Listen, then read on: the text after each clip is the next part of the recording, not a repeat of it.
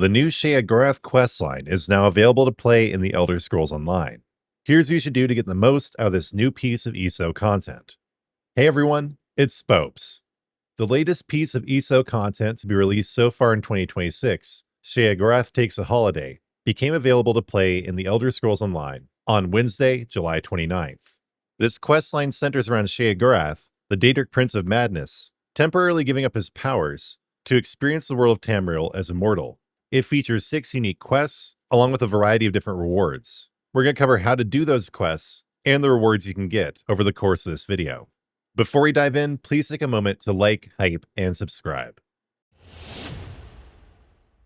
Even though Sheogorath Takes a Holiday is now available, the first thing you should do doesn't have to do with this quest itself. Instead, you should run through the preparation steps I covered in a recent video that's linked above and in the description. You do not strictly have to do these quests, they are not actually prerequisites. But if you don't know who Sheogorath is, if you haven't done his quests in ESO before this point, you'll definitely want to catch up with the story of the Daedric Prince of Madness, so you won't be lost or without context in this new questline. As far as I could determine, Sheogorath appears in 4 distinct questlines in ESO, 3 of them within the base game, and 1 in the DLC Northern Elsewhere. Altogether, this consists of 6 to 8 hours of story content that, again, you can just jump into this new questline without doing, but your experience will be richer, your enjoyment will be greater if you do complete those questlines ahead of time and get to know Uncle Sheo.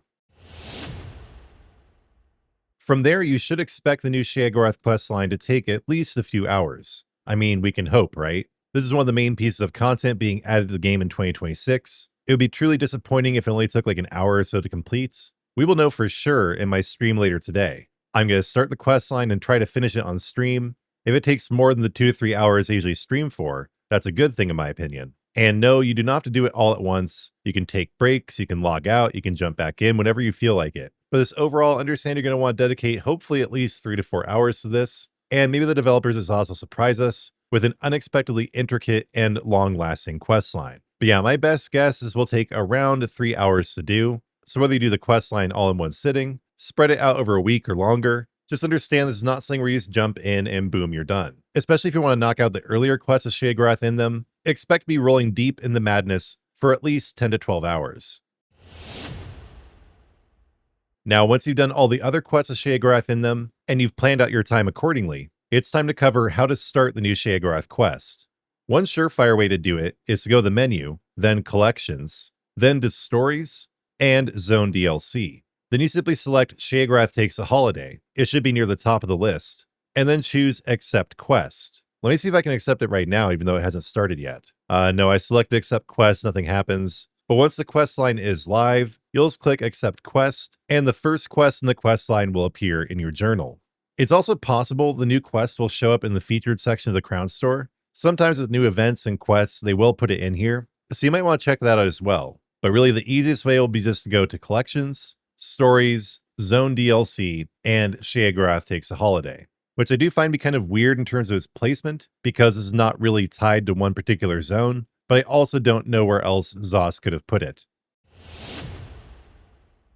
So that's how you start the quest. Now, what can you hope to get from doing it? To begin answering that question, we'll go to Journal, Achievements, and then the new section that was just added with Update 50, Recent Seasons. And there, if you scroll down to the quests area, you'll begin seeing achievements associated with the Sheogorath Takes a Holiday questline with the achievement Daedric Holidayer. You don't get anything from that achievement, which I believe is tied to the first quest in the questline. You also don't get anything except for, of course, achievement points for Madness Comes to Wayrest. But then for Daedric Taste Tester, you do get an emote, Sheogorath's Blessed Cheese, which I assume is going to involve pulling out some cheese, probably smelling it, showing your satisfaction. That is the first reward you're going to get from the new questline. Then we also have Vardvark Patron, which only gives achievement points, and the same goes for Madness Chaser, which involves completing the Chasing Madness quest. But then the main goodies you're going to get from the Sheogorath questline are from an achievement associated with the last quest in the questline, Madness Catcher, which you get when you complete the last laugh. This gives you both the die, Mad God's Berry, and the non-combat pet, Mad God's Tomeshell.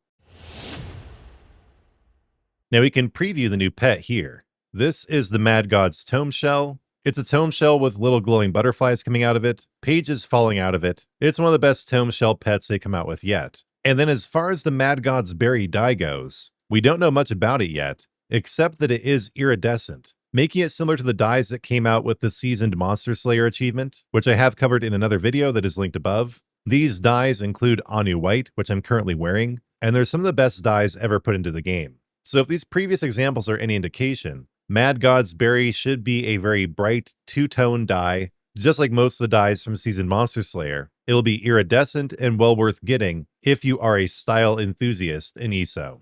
So the gist of this section is you should complete all the quests in the Sheogorath Questline to get your rewards. You do only get Mad God's Berry at the very end, and that's also when you get the Tomeshell pet. So once you've started the first quest, don't stop there, because the quests only get more rewarding from that point.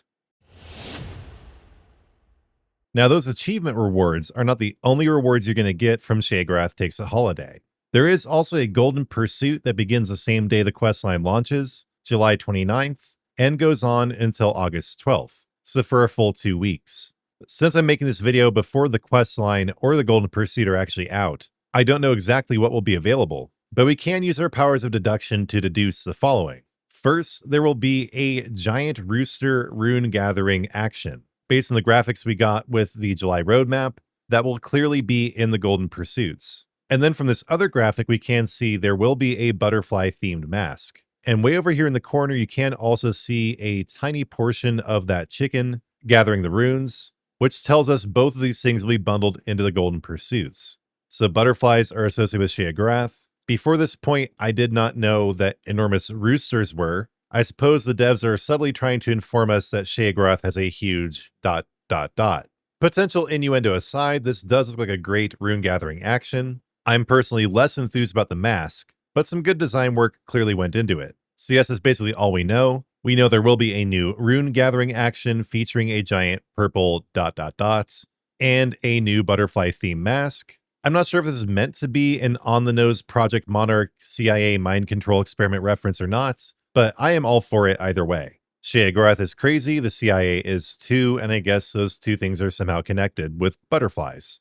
Whatever the case may be, do make sure to complete this golden pursuit as well, because it will add on to the rewards you can get from the new Sheogorath questline. And unlike the rewards you can get from the questline itself, the golden pursuit rewards are time-gated behind FOMO. You will only have until August 12th to get them, which gives you 2 full weeks to complete the questline. But you should complete it within that time period to make sure you get the absolute most possible out of Sheogorath Takes a Holiday. All right, that's going to do it for everything you should do to enjoy Sheogorath Takes a Holiday to the max. As far as new content goes, this is not anything huge. It's not a new update, a true new DLC. It's actually smaller in terms of the rewards and the complexity than the Thieves Guild questline was. But I personally believe I'm going to enjoy it much more than the Thieves Guild questline. It's not like Sheogorath is my favorite character ever, and they have definitely Disneyfied him compared to the Elder Scrolls 4, for instance, where he's a much more interesting character, much deeper.